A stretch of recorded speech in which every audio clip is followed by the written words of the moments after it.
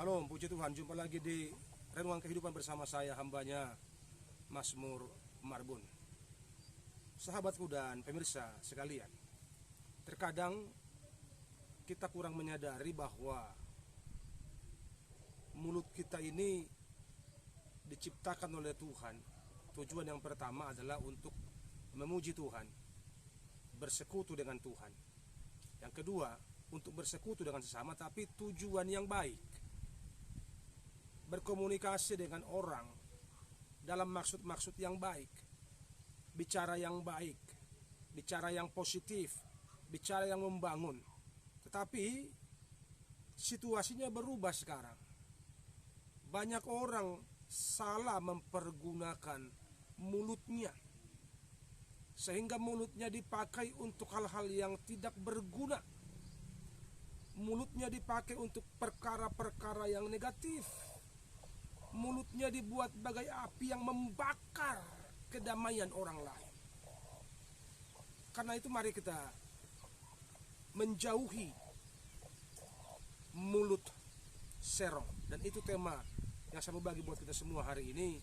Jauhi mulut serong. Dalam Amsal pasalnya yang ke-6 ayat 12 berkata begini: tak bergunalah dan jahatlah orang yang hidup dengan mulut serong. Perkataanmu adalah identitas dirimu. Kita perlu menyadari ini. Jadi kalau kita bicara ngaur, itulah identitas diri kita sebenarnya. Kalau kita bicara yang negatif, itulah identitas kita yang sebenarnya.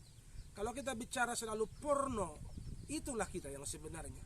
Kalau kita bicara yang selalu menghasut, yang selalu mengatai yang tidak benar, yang selalu menggosipi orang, itulah diri kita yang sebenarnya. Karena itu, tunjukkan dirimu dengan sikap yang baik, sikap yang positif, sikap yang bermartabat, dengan menjaga mulut, supaya mulut kita tidak serong, supaya mulut kita tidak menyimpang, supaya mulut kita tidak melenceng dari kebenaran, dari kebaikan, dari perkara-perkara yang positif. Ada banyak kali kita tidak menyadari itu, bahwa kita dipakai oleh setan, dipakai oleh iblis, dipergunakan mulut kita untuk menjadi sarana penyampai kabar yang kurang bermutu, penyampai kabar yang kurang mendukung semangat orang lain, sehingga orang lain kadang terluka karena kita, orang lain patah hati karena kita, orang lain menjadi lemah imannya karena kita. Jadi jauhi mulut serong itu, karena itu tidak guna. Jadi identitas diri kita nampak lewat mulut kita, lewat apa yang keluar dari mulut kita. Jadi siapa kita ditentukan oleh kualitas perkataan kita, kualitas bahasa kita, kualitas komunikasi kita. Karena itu belajar berkomunikasi yang baik, positif, memberkati, membangun bagi teman sesama, sehingga mereka bisa melihat bahwa kita memiliki karakter pribadi yang baik lewat tutur kata kita yang baik. Saya baca sekali lagi, tak bergunalah dan jahatlah orang yang hidup dengan mulut serong. Jadi orang yang mulut serong itu nggak berguna, apalagi di hadapan Tuhan.